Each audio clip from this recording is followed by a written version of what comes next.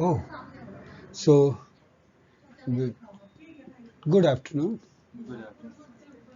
Okay, कहते हैं ना कि इस ये लाइफ जो है ना हमारी, this life is very beautiful and the whole life जो है बहुत ही अच्छी ढंग से डिजाइंड है. It's a very beautiful design.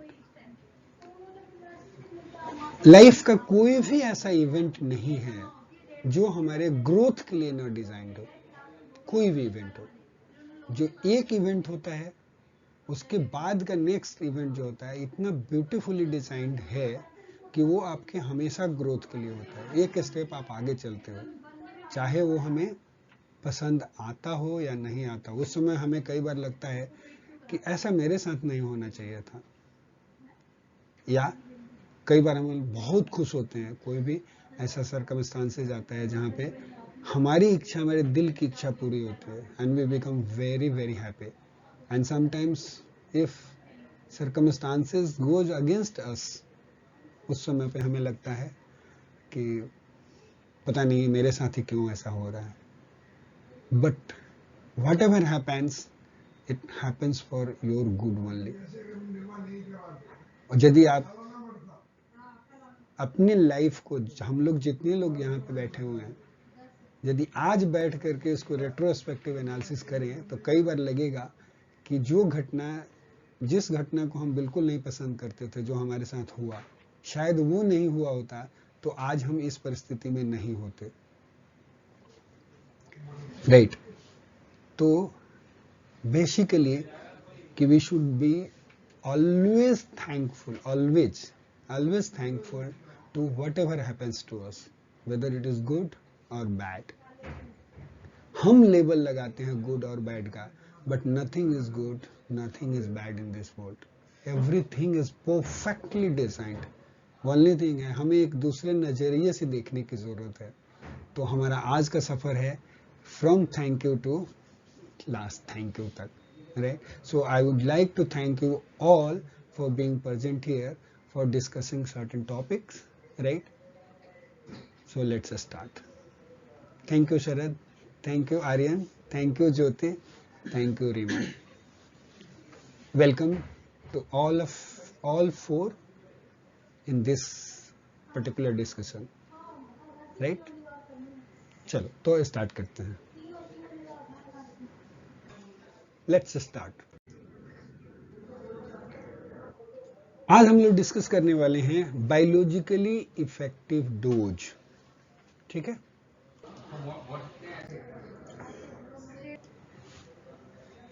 ठीक है. क्या टर्म हम लोग क्या डिस्कस करने वाले हैं? Biologically effective dose. राइट. तो हम लोग यहाँ पे इस टर्म को डिफाइन करने के लिए जो एलक्यूएस मॉडल जो है उसका फॉर्मूला देखते हैं. पहले सबसे पहले एलक्यूएस मॉडल में इस फॉर्मूला में क्या है?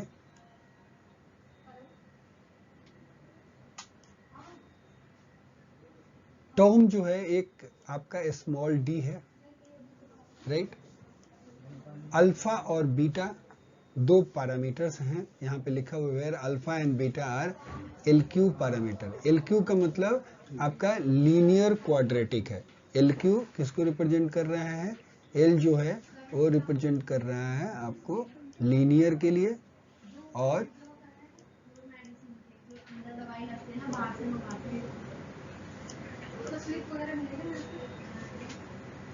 ये लीनियर के लिए रिप्रेजेंट कर रहा है, और क्यू जो है वो किसको रिप्रेजेंट कर रहा है?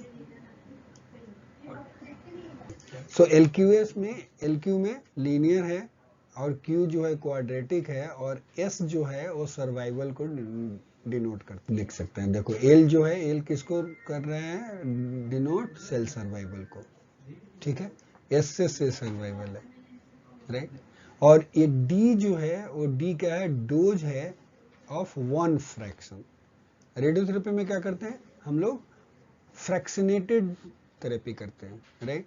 तो टाइम लाइन पे चलते हैं करेक्ट, और एक डोज दिया यहाँ पे, राइट।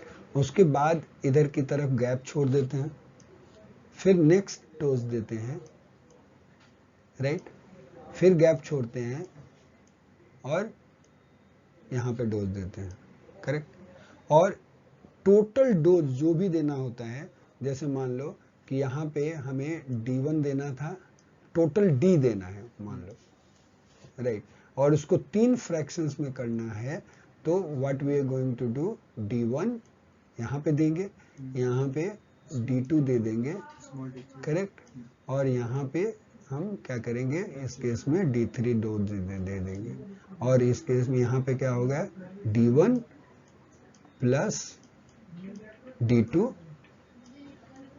राइट, प्लस D3,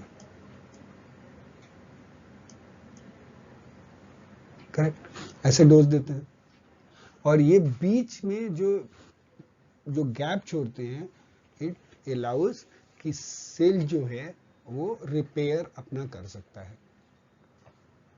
ठीक है, क्योंकि नॉर्मल टिश्यू को हमें स्पेयर करना होता है, तो नॉर्मल जो होगा उसकी रिकवरी ज्यादा होगी और ट्यूमर जो होगा वो किल होएगा। मतलब एक ट्यूमर के एरिया को हम फोकस कर रहे हैं, लेकिन आसपास के जो नॉर्मल टिश्यू जो होंगे वो भी डैमेज होंगे, तो उनको हम अलाउ कर रहे हैं कि भाई तुम रिपेयर हो जाओ, राइट। इसके लिए हम लोग क्या यूज करते हैं, फ्रैक्शनेटेड डोज देते हैं, राइट। तो इस फ्रैक्शनेटेड डोज के केस में जो लीनियर क्वाड्रेटिक सर्वाइवल मॉडल जो है वो इस फंक्शन से डिनोट किया जाता है, राइट। अब सेल सर्वाइवल जो है, यहां पे एक ही चीज देखना है कि सेल सर्वाइवल जो है is a complement of cell killing, right. इसका मतलब क्या हुआ कि cell survive, probability of cell survive plus probability of killing will be equal to 1।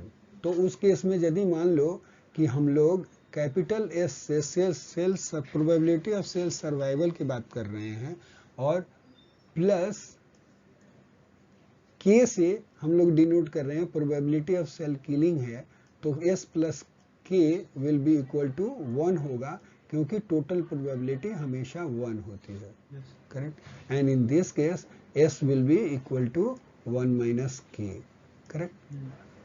तो इधर के ले लेंगे तो ये क्या हो जाएगा, 1 माइनस के हो जाएगा, करेक्ट। तो इस स्लाइड पे बस यही इंफॉर्मेशन इंपॉर्टेंट था, राइट। फिर से देख लेते हैं एक बार। यही लिखा कि रेडियो सेंसिटिविटी जो भी स्टडी करते हैं लोग एब्जॉर्ब डोज से रिलेटेड, तो उस केस में उसको कैसे डिस्क्राइब करते हैं लोग, in terms of cell survival. और सेल सर्वाइवल जो है ये लिखा है is a complement of cell killing, so the probabilistically वही कि S will be equal to 1 minus K. तो ये हमने देख लिया कि S will be equal to 1 minus K. और उसके बाद उसने जो बोला कि these studies are widely modelled, वो इस टाइप की स्टडी जो होती है उसको कैसे मॉडल करते हैं, by this equation, LQS model से। और ये एसक्यूएल मॉडल जो मॉडल का इक्वेशन जो है वो ये है, exponential minus alpha into D minus beta D square, जहां पे डी अल्फा और बीटा जो है वो लीनियर क्वाड्रेटिक मॉडल के पैरामीटर्स हैं, और डी स्मॉल डी जो है वो डोज है जो एक फ्रैक्शन में हम डोज दे रहे हैं, राइट। हो सकता है कि D1 D2 and D3 equal हो, D1 will be equal to D2 will be equal to D3, ऐसा भी हो सकता है। तो वो डोज का एक फ्रैक्शन आ जाएगा यहाँ पे, ठीक है जी, फाइन। आगे चलें। इस स्लाइड का इंफॉर्मेशन क्लियर सबको, बहुत बढ़िया सर। वो वीवो और ठीक है। देखो एजम्पशंस क्या है कि ऑल सब लिथली डैमेज सेल्स, राइट, जिसको स्मॉल फॉर्म में SLDCS से डिनोट रिप्रेजेंट कर रहा है, आर कंप्लीटली रिपेयर्ड, ठीक है, ड्यूरिंग द इंटरफ्रैक्शनेशन। जो फ्रैक्शनेशन के टाइम पे जो था, अब जैसे मान लो कि हमने टाइमलाइन पे देखा था, राइट, इधर डोज दिया, एक डोज इधर दिया, दूसरा डोज जो है वो इधर दिया, राइट। और जब यहाँ पे डोज दिया था हमने, तो जो भी सेल्स जो थे सब लिथली डैमेज हो गए थे इस टाइम पीरियड में, वो सारे के सारे रिपेयर हो गए हैं, राइट। ये एजम्पशन है।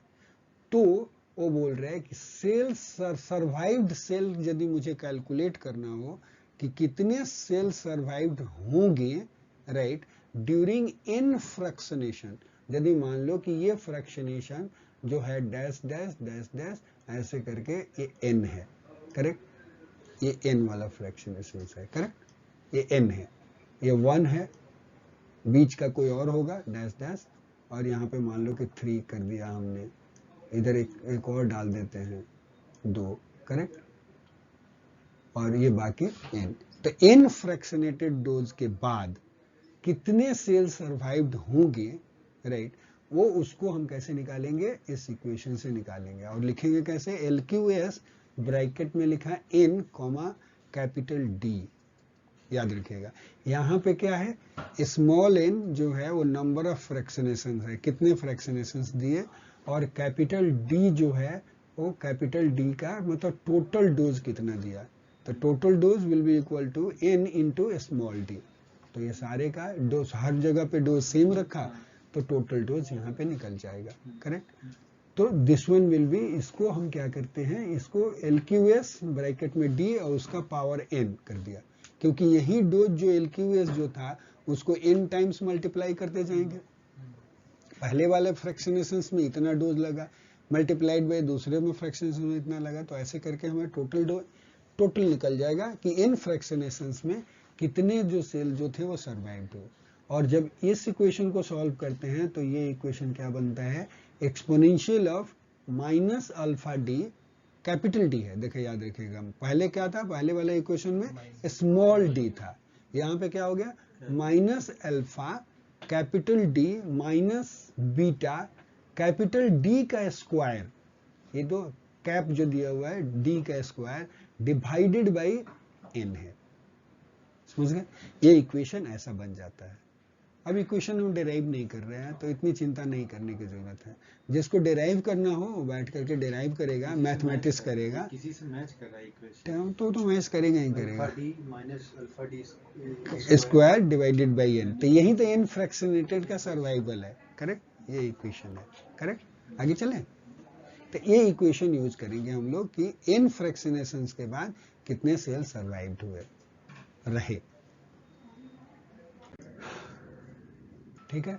इस इक्वेशन में देखो यहाँ पे क्या लिख रहा है कि ए मैथमेटिकली प्रोसेस्ड सब पार्ट ऑफ LQS ND, जो इन फ्रैक्शनेटेड डोज पे कितने सेल सर्वाइव, उस इक्वेशन का ही पार्ट क्या है, वो है biologically effective dose BED, that is used for evaluating a biological dose, right। उसी इक्वेशन का एक छोटा सा पार्ट है, सब पार्ट है, जिसको हम लोग क्या बोलते हैं, बायोलॉजिकली इफेक्टिव डोज बोलते हैं। और इसका यूज किसके लिए किया जाता है, that is used for evaluating called biological dose कितना होगा, right, and it is written as this. तो BED का फॉर्मूला क्या बना आपका, biological effective dose will be equal to capital D, right, bracket through 1 plus small d divided by alpha by beta, ठीक है। Biological effective dose का equation क्या बना, कैपिटल D, फिर आपने ब्रैकेट शुरू किया 1 plus small d divided by alpha by beta and then bracket closed. So ये इक्वेशन आपका बन गया BED का, बायोलॉजिकल इफेक्टिव डोज का, ठीक है। Now as an inherent part of LQS ND model, जो क्या है, the origin of BED is explained, वो किसी ने कोई आर्टिकल में एक्सप्लेन किया हुआ है कि इसका ओरिजिनेशन क्या, ओरिजिन क्या है BED का, is explained in the following वे। वो आर्टिकल 4 में अच्छे से जो रेफरेंस जो है वहां पे एक्सप्लेन किया है इसके ओरिजिन का, लेकिन उसको ब्रीफ में कैसे एक्सप्लेन किया जा सकता है, now we are going to learn, ठीक है जी। चले तो क्या बोल रहे हैं कि रेडिएशन सेल किल और इफेक्ट ई, मतलब कितने किल होंगे, राइट। अब सर्वाइवल आपको पता है, सर्वाइवल और किलिंग के बीच का relationship S will be equal to 1 minus K.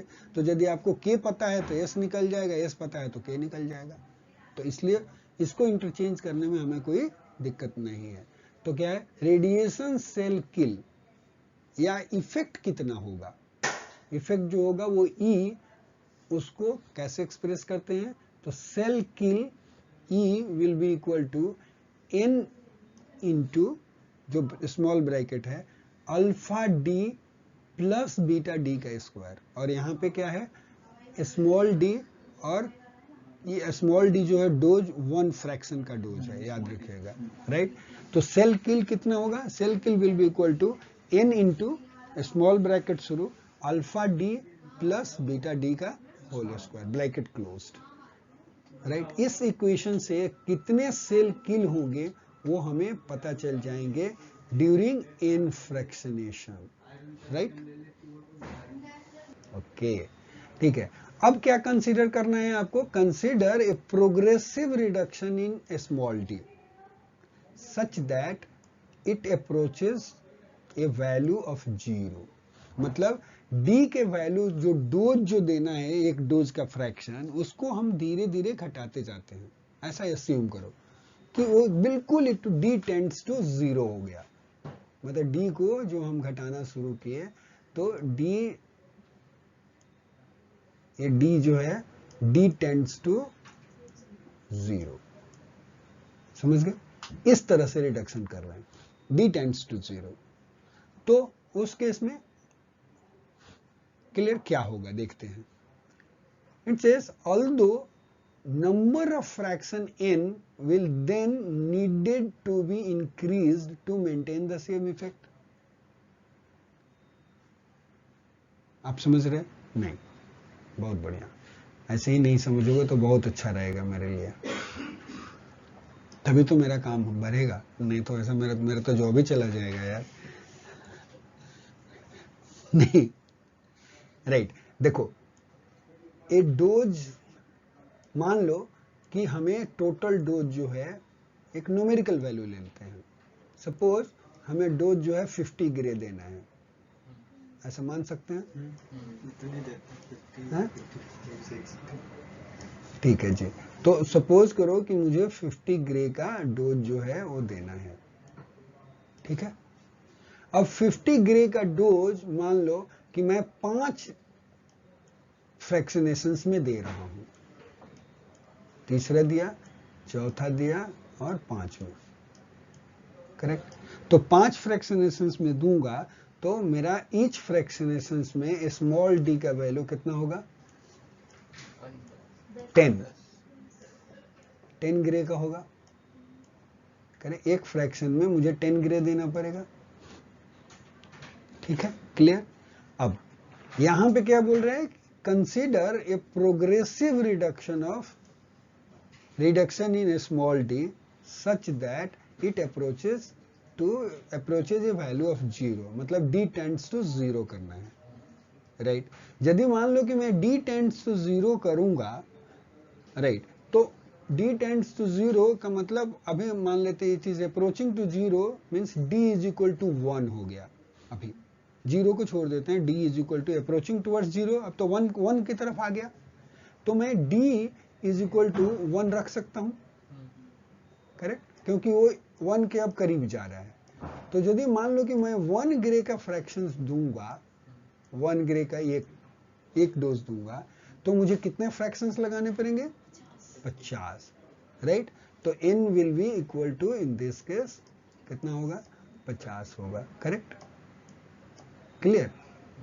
तो यही दूसरा लाइन बोल रहा है, देखो ध्यान से देखना आप लोग।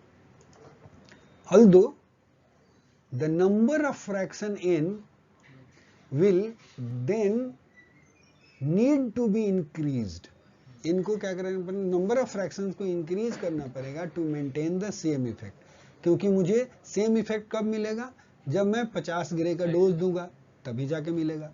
तो नंबर ऑफ फ्रैक्शंस जो है मुझे इंक्रीज करना पड़ेगा, यदि डी को कम करूंगा तो नंबर ऑफ फ्रैक्शंस मुझे इंक्रीज करना पड़ेगा। फाइन, नींद खुल गई, सही है यहां तक? ओके, ठीक है। ओके, नेक्स्ट अब देखो क्या बोल रहे हैं, बी डी स्क्वायर, याद रखिएगा बी और डी स्क्वायर। अब ना थोड़ा सा यहाँ पे डी जो बोला हमने, तो यहाँ पे ये सिर्फ समझाने के लिए वन ग्रे का एग्जाम्पल ले लिया, राइट? तो आप ये बताने के लिए कि भाई नंबर ऑफ फ्रैक्शन इंक्रीज करना पड़ेगा, but actually D is not tends to zero, क्योंकि वन है। डी टेंड्स टू जीरो कब होगा? डी टेंड्स टू जीरो तब होगा कि जब डेसिमल्स में चलेंगे।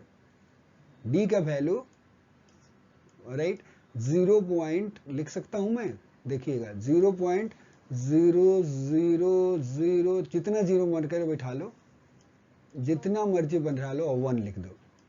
Now this is actually D tends to zero. समझ गए ना कि अप्रोचिंग टुवर्ड्स जीरो, राइट, या कंटिन्यूअसली डिक्रीजिंग टू जीरो, ठीक है, राइट। अब देखो, यदि मान लो कि ये d का वैल्यू 0.00 ऐसे है, या और सिंप्लीफाइड और अंडरस्टैंडिंग के लिए हम लोग d का वैल्यू एक दूसरा ले लेते हैं तो और अच्छे से समझ में आएगा हमें। सपोज d का वैल्यू 0.2 है, समझ गए? 0. कितना है? 2, ये सब डॉट है मान लो, करेक्ट, 0.2 है, तो डी स्क्वायर का वैल्यू क्या हो जाएगा? डी स्क्वायर का वैल्यू कितना हो जाएगा? 0.04, करेक्ट। अब बताओ डी को स्क्वायर किया तो ये डी स्क्वायर का वैल्यू कम हुआ कि ज्यादा हुआ? और कम हो गया। तो जब बहुत कम होगा तो डी स्क्वायर का वैल्यू और कम होता जाएगा बहुत तेजी से। Am I right? Very nice. अब देखो यहां पे क्या है, अब पढ़ो, beta D square will be very small in comparison to alpha into d। होगा, क्यों होगा? क्योंकि since d will greatly exceed d square for very small values and alpha always exceeds beta।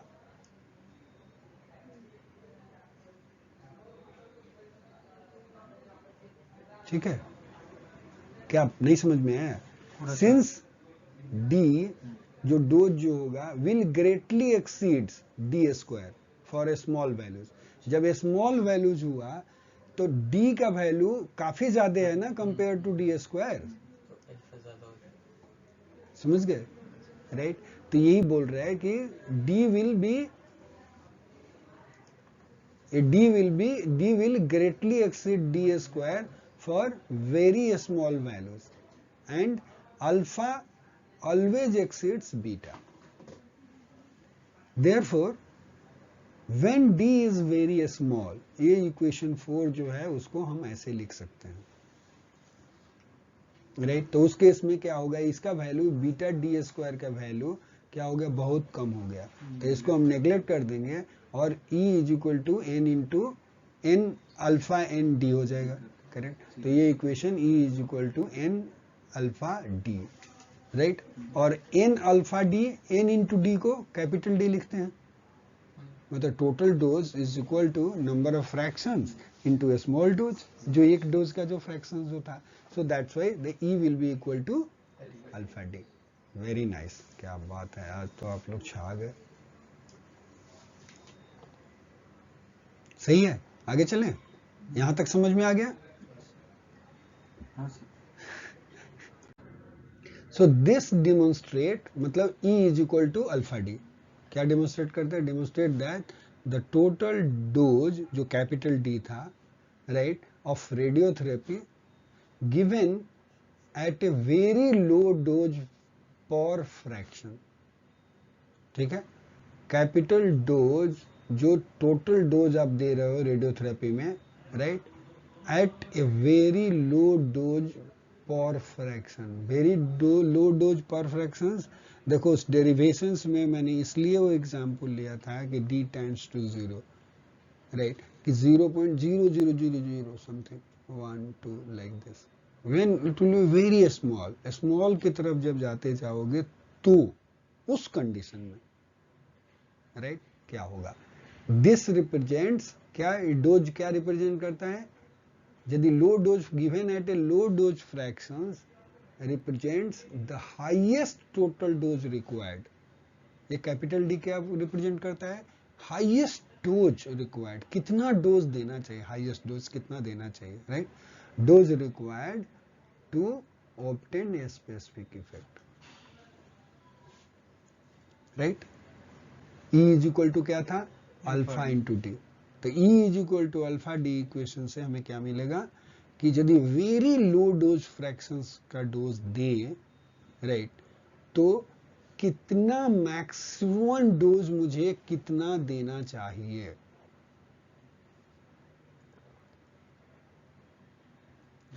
मतलब प्रोवाइडेड क्या है, फ्रैक्शनेटेड डोज जो है एक फ्रैक्शन का डोज, वैक्सीनेशन डोज हमें कैपिटल डी बताएगा, टोटल डोज कितना देना चाहिए, फ्रैक्शनेटेड डोज तो टाइम्स टू 0 ही है, बिल्कुल स्मॉल देना है तो टोटल डोज कितना देना चाहिए एक फ्रैक्शनेटेड थेरेपी में, समझ गए, ताकि सेम इफेक्ट अचीव हो मुझे, मतलब ट्यूमर की जो भी किलिंग हम चाह रहे थे वो उतना ही किलिंग हो, लेकिन डोज बिल्कुल स्मॉल होना चाहिए, समझ गए, तो टोटल डोज मतलब बिल्कुल स्मॉल डोज का फ्रैक्शनेशंस बनाए तो मैक्सिमम डोज कितना होना चाहिए, वो डोज का टोटल डोज कितना होना चाहिए ताकि सेम इफेक्ट मुझे अचीव हो पाए, समझ गए ये बात, राइट, क्लियर,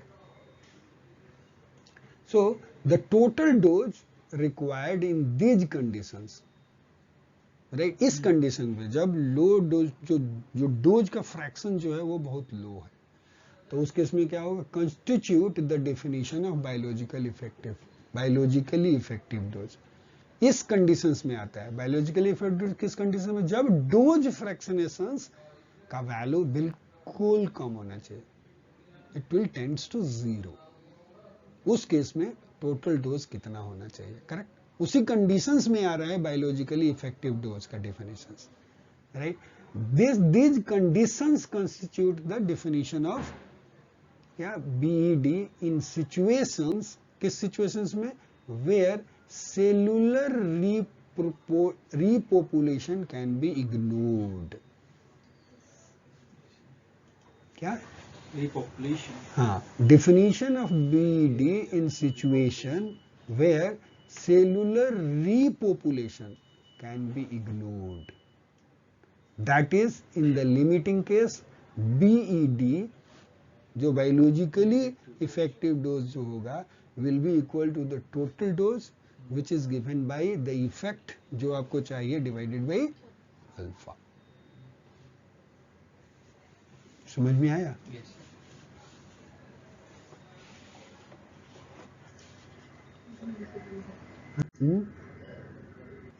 ओके, ठीक है, क्या बोला, ऑथर ऑफ 4 मतलब जो भी आर्टिकल से इस बुक में लिखा है, जिस जो वो वहां से उठा रहा है, वो क्या कंसीडर कर रहा है कि BED represents the physical dose required for a given effect if the dose were to be delivered infinitely small dose per fraction, right, और in the case of continuous radiation dose at a very low dose rate, ये इसको रट्टा मारना है, this needs to be mugged up by heart, viva में यदि पूछा biological effective dose क्या है तो यही लाइन रिपीट करनी, इससे शॉर्ट इससे बढ़िया सेंटेंस नहीं मिलेगा, उसके बाद की कहानी जैसे बननी है बनने दो, क्योंकि आपको यदि समझ में आ गया तो आप पीछे भी जाके समझा सकते हो, आगे भी बढ़ सकते हो, लेकिन वाइवा के लिए ये बहुत बहुत इंपॉर्टेंट होता है कि एकदम से 1-2 लाइन में फट से बात बोलो, कुछ बात उसको समझ में आ, बाकी छोड़ दो। वो अपने आप जरूरत होगा तो पूछेगा, नहीं तो स्मार्ट होगा तो वहीं पर रुक जाएगा, बोलेगा इसको पता है। आपके कॉन्फिडेंस से वो जज कर लेगा कि आगे जाना है कि नहीं जाना। ये आर्ट है वाइवा का, ठीक है। ये लाइन याद करना है। यदि बीईडी की बात पूछी तो बीईडी क्या है यहां क्लियर कर रहा है। बीईडी क्या है? B.Ed represents physical dose required, right, for a given effect if doses were delivered by infinitely small dose per fraction, या क्या in case of continuous radiation यदि करना है at very low dose rate पे। यदि very low dose rate पे continuously यदि हमें रेडिएट करके एक पर्टिकुलर इफेक्ट को ले करके आना है तो वो डोज क्या है? बायोलॉजिकली इफेक्टिव डोज है। समझ गए? Simple definition. The procedure used is purely mathematical, naturally वो मैथमेटिकल यूज किया है। Since the cell kill K and its complement the cell survival are stochastic effect with a deterministic reason for low values of D। क्यों बोला वो purely mathematical क्यों है? क्योंकि ये stochastic इफेक्ट है, right, with a deterministic region. लेकिन एक रीजन में ऑपरेट हो, वो रीजन डिटर्मिनिस्टिक है, इफेक्ट stochastic है, लेकिन किस रीजन में ऑपरेट होगा वो फिक्स्ड है। Deterministic region for low values of dose, मतलब वो डोज जो होगा लो वैल्यूज का वो एक पर्टिकुलर रीजन में होगा, मतलब यहां से यहां के बीच में, ए बी के बीच में। समझ गए कि ये का एक मिनिमम वैल्यू होगा, एक मैक्सिमम वैल्यू होगा, लेकिन ये भी रेंज जो होगा वो एक पर्टिकुलर डिटर्मिनिस्टिक रीजन, मतलब फिक्स रीजन है जहां पे नोन वैल्यू होगा हमें। समझ गए? लेकिन ये लो वैल्यू का ही रेंज होगा। समझ गए? Where capital D does not produce any effect, right, जिसमें क्या हो रहा है? कैपिटल डी जो है टोटल डोज जो दे रहा है वो कोई इफेक्ट नहीं प्रोड्यूस कर रहा है। इसका मतलब कि 100% सेल्स जो है वो सरवाइव कर रहे हैं और 0% किलिंग हो रही है। असट ओके, ठीक है। और देखो एलक्यूएस मॉडल में क्या था? सर्वाइवल का मॉडल था। कितने सेल सरवाइव करेंगे एलक्यूएस मॉडल में? एलक्यूएस था, linear quadratic model for survival at a particular dose. याद रखेगा, सही है? आया? चलें आगे कि बंद कर दिया जाए यहाँ पे? नहीं, अब इससे ज्यादा नहीं करेंगे, बस ये वाला स्लाइड करके फिर छोड़ देता है। ठीक है, ठीक है। To date except the probabilistic treatment of tumour control oblique non normal tissue complication probability, many stochastic process oblique effects in areas of ionizing radiation interacting with living tissue have not been probabilistically treated nor modeled, which has led deficiencies like replacement in the evaluation of cell survival. A probabilistic matrix by BED, a non-probabilistic, a mathematical derivation from LQS ND formalism। ये बोल रहा है कि अभी तक, right, ये दो चीज को छोड़ दिया जाए। कौन कौन सा चीज? क्या बोला? Except the probabilistic treatment of tumour control oblique normal tissue complication probability, TCP and TCP। एक मॉडल है जिस मॉडल में से ट्रीटमेंट ट्यूमर का ट्रीटमेंट किया जाता है। एक मॉडल है, राइट, क्या है? Tumour control oblique normal tissue complication probability, TCP oblique NTCP model. इस मॉडल में क्या यूज करा गया है? प्रोबेबिलिस्टिक प्रोबेबिलिटी कॉन्सेप्ट यूज करा गया है, राइट।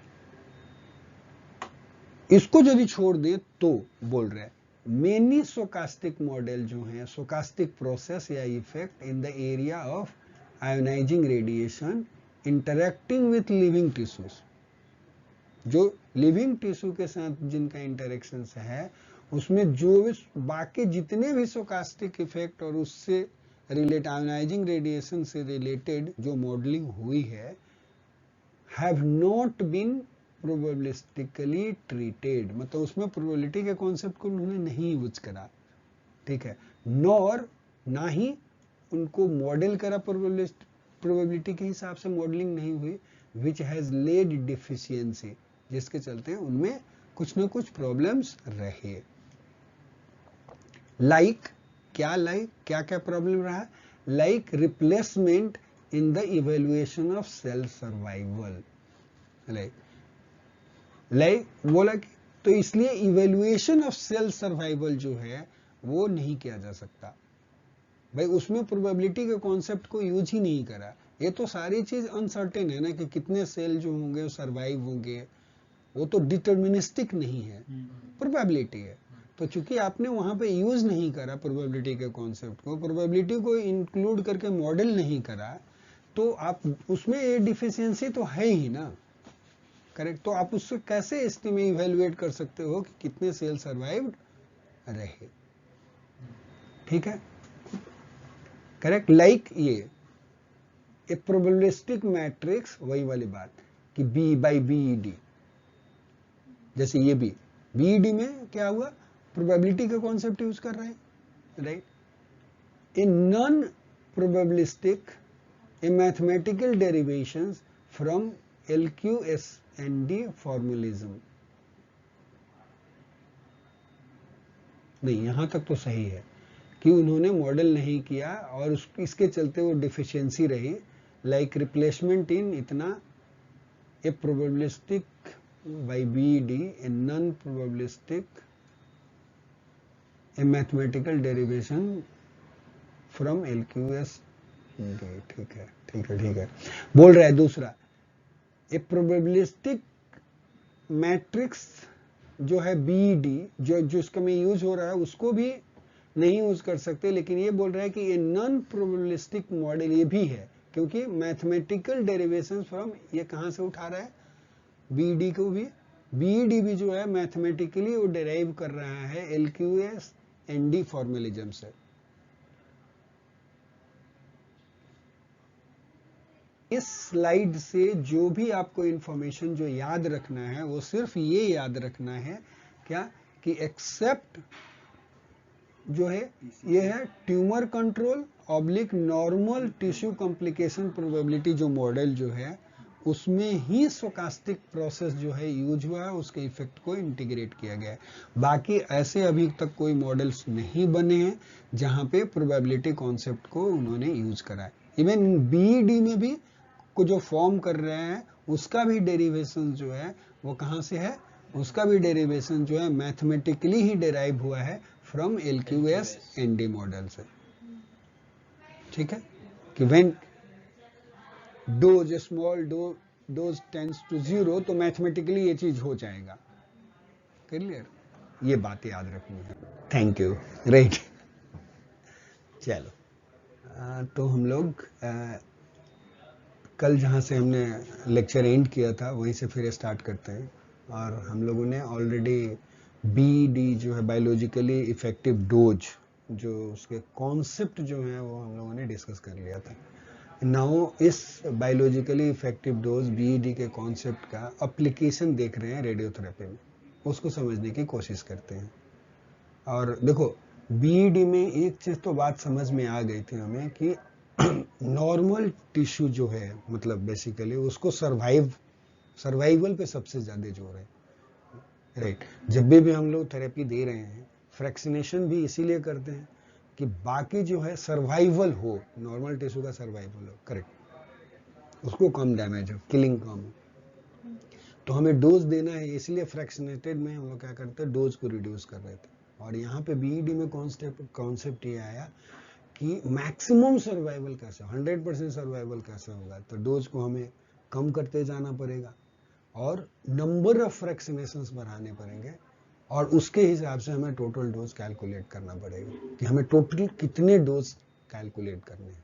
अब यह है कि ये जो कॉन्सेप्ट जो है, जो भी डिराइव किया liquid linear quadratic survival model से, राइट, उस फॉर्मूला को यूज करना है हमें, और उसको समझना है कि रेडियोथेरेपी में कैसे अप्लाई होता है बेसिकली, ठीक है, right.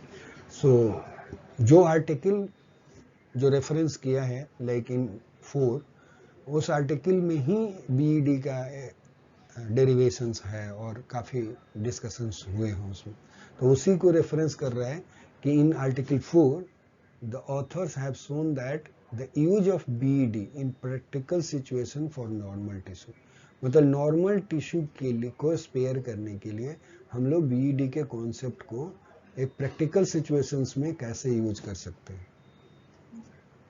Right.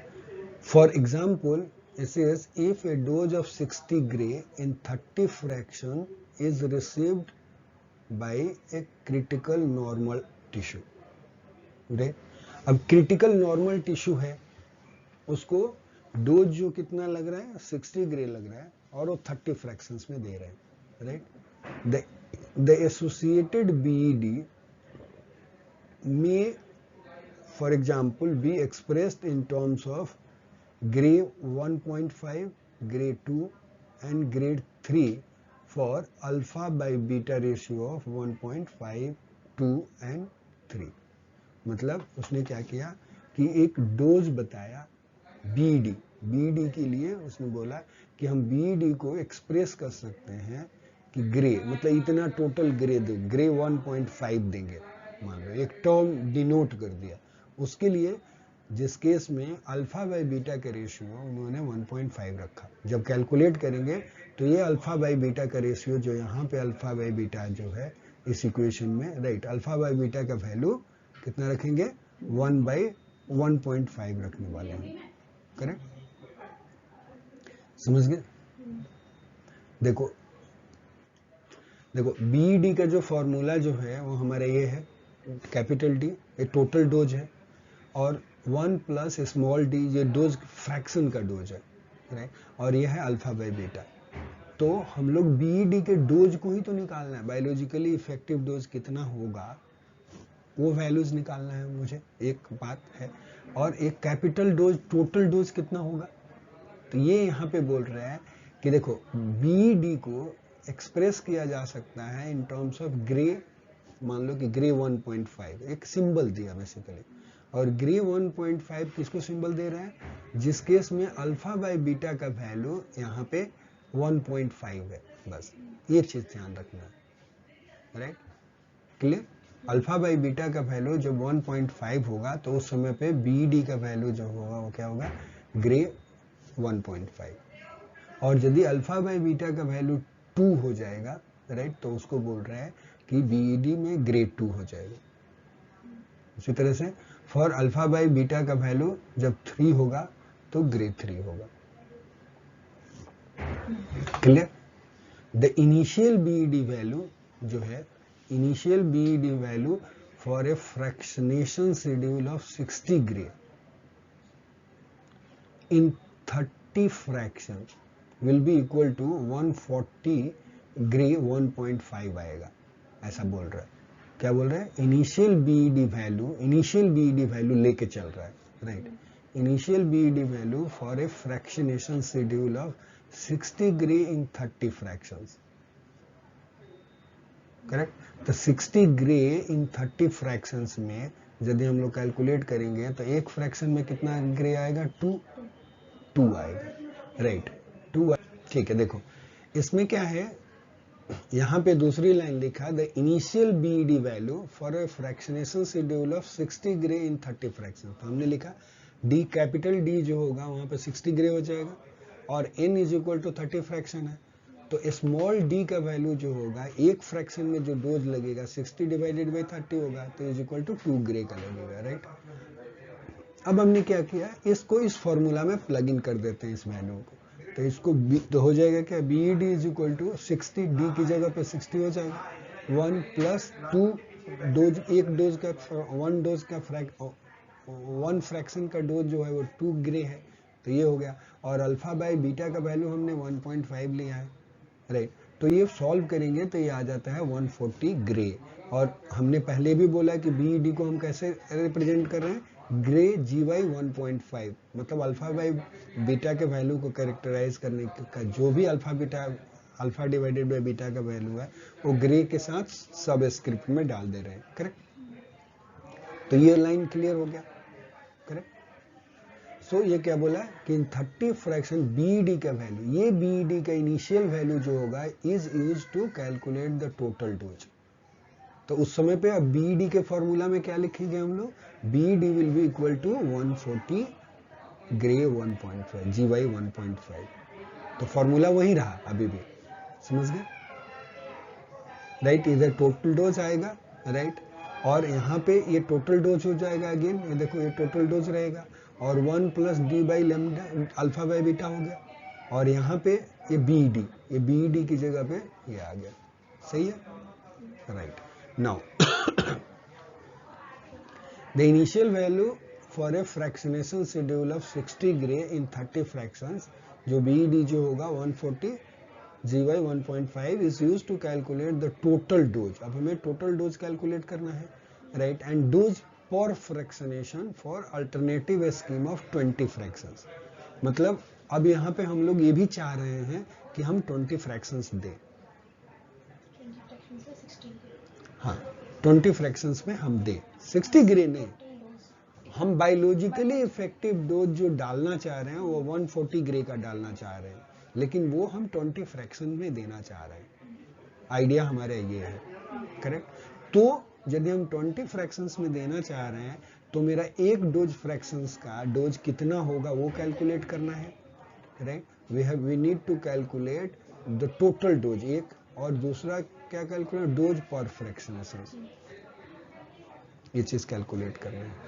The result for alternative fractionation schedules is obtained from the solution of D in rearranging the following equation. अब इस इक्वेशंस में हमने डाल दिया, देखो बी डी के वैल्यू की जगह पे ये डाल दिया, राइट। अब देखो यहाँ पे टोटल डोज डालना था ना, डी की जगह पे डालना था, तो हमें 20 फ्रैक्शंस लेना था, तो 20 इंटू एक डोज का फ्रैक्शन होगा, तो यहाँ पे 20 इंटू डी हो जाएगा 1 प्लस, और ये डी एक फ्रैक्शंस का है। अब क्या करेंगे, ये दोनों इक्वेशन को हम लोग सॉल्व करेंगे, यहाँ से इस इक्वेशन को सॉल्व करके हम लोग डी का वैल्यू निकालेंगे, क्लियर, आगे चले, सही है यहाँ तक, क्लियर, चलो। Really we can use equation 2 for determining the previous for determining the previous alternative fractions schedule N2 fractions and D2 dose per fractions without the need of creating BD based on the following procedures। ये बोल रहे हैं कि हम equation 2 जो था वो कहीं पे वो दिया होगा कि उसको भी हम लोग यूज कर सकते हैं। We can use equation 2 for determining the previous alternative fractionation schedules।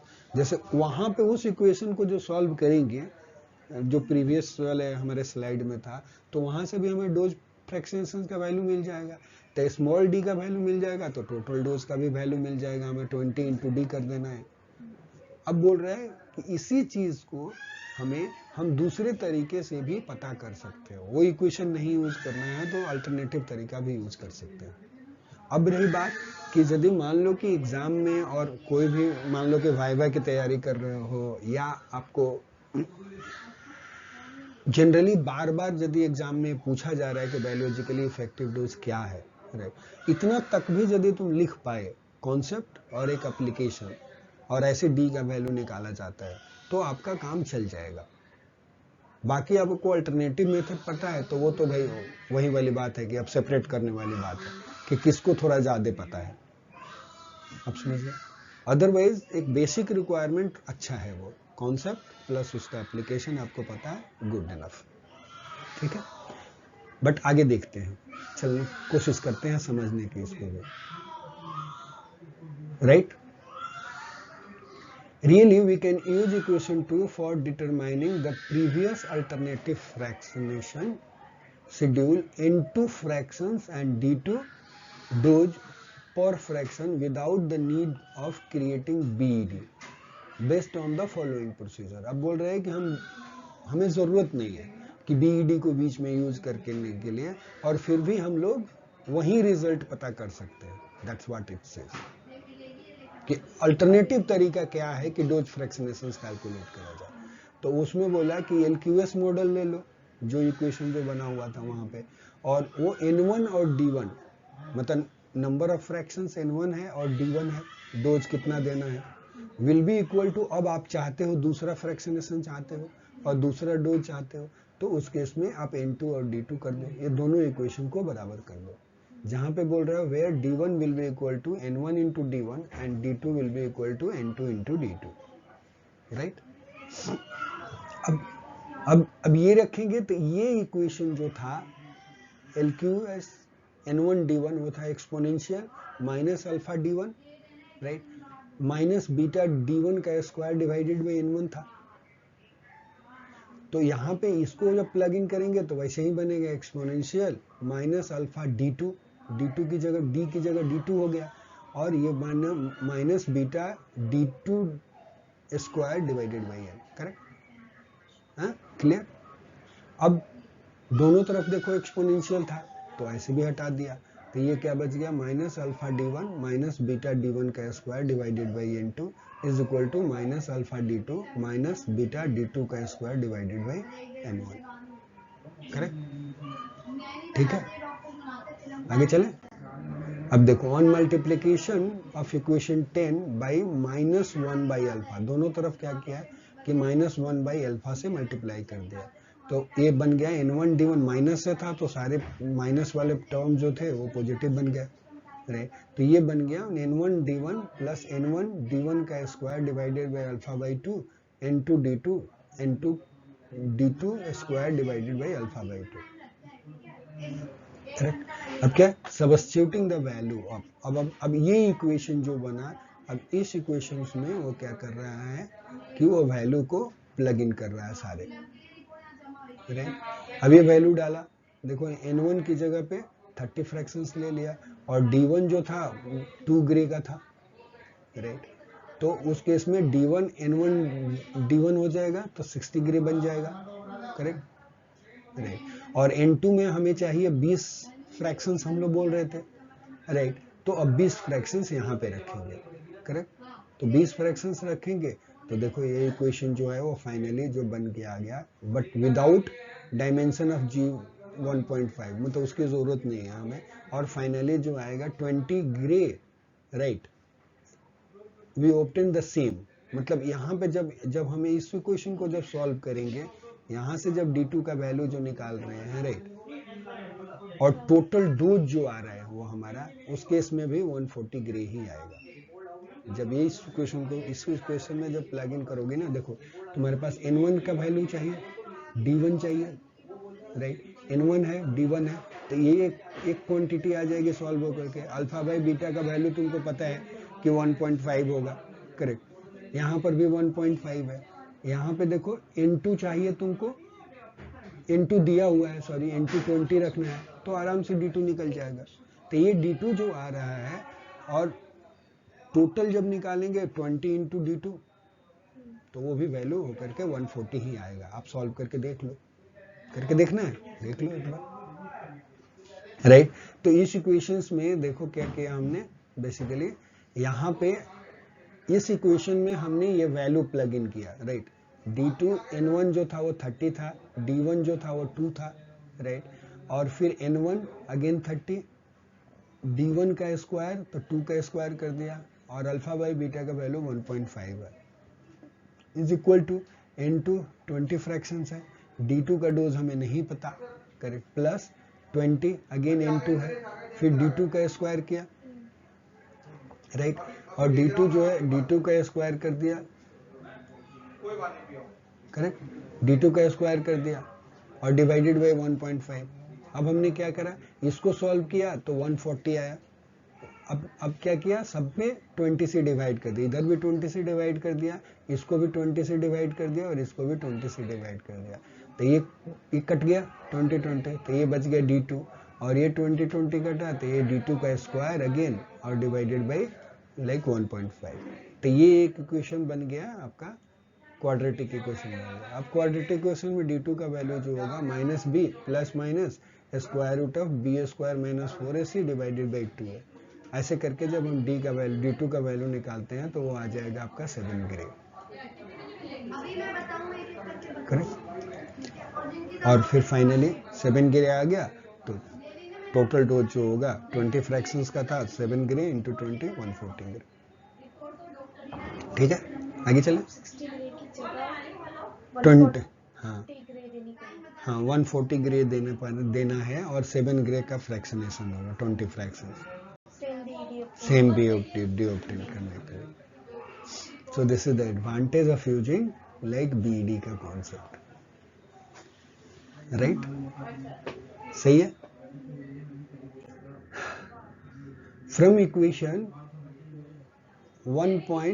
from equation 11 one can derive the current equivalent dose in 2 gray fractions eq dt in gray, that is in equation 14 में क्या बोल रहा है, if one substitute n1 is equal to n2 and d2 is equal to इतना, to transform equation 11 को, अच्छा इसने ऐसे ही कर दिया, ठीक है, इसने d1 plus d2 का जो लिखा 2 ग्रे उसकी जगह पे डाल दिया, राइट, और डिवाइडेड बाई ये d2 plus d2 into D by lambda, और बोला d1 को eq d2 डाल दो और d2 is equal to d is equal to n into D. तो bd का जो फॉर्मूला जो बनेगा वो ये बनेगा, this derivation does not need the creation of again bd, but फिर भी डोज जो है वो सेम आता है, करेक्ट, बस ठीक है, हाँ?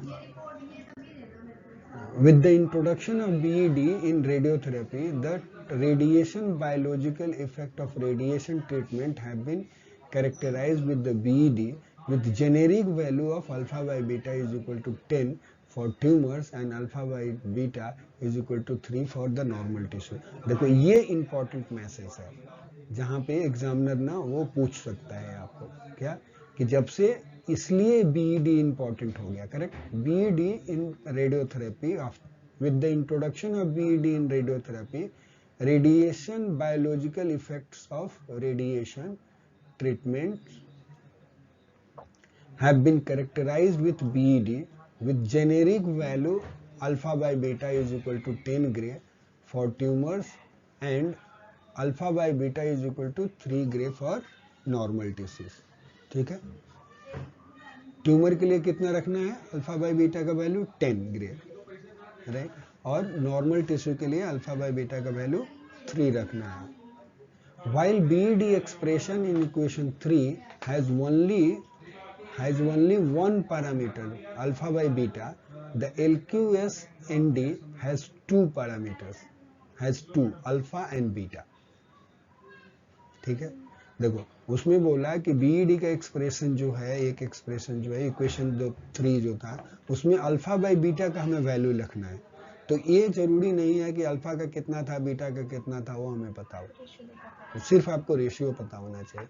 और LQS वाला जो फॉर्मूला था n, d, वो वहाँ पे क्या था, 2 वैल्यूज थे, अल्फा भी पता होना चाहिए और बीटा भी पता होना चाहिए, correct. Therefore a tissue with alpha is equal to 1 for gray and alpha by beta is equal to 10 gray that receives 60 gray in 30 fractions, that is D will be equal to 2 gray, will have a biological radiation effect of 9.1% of the cell survival।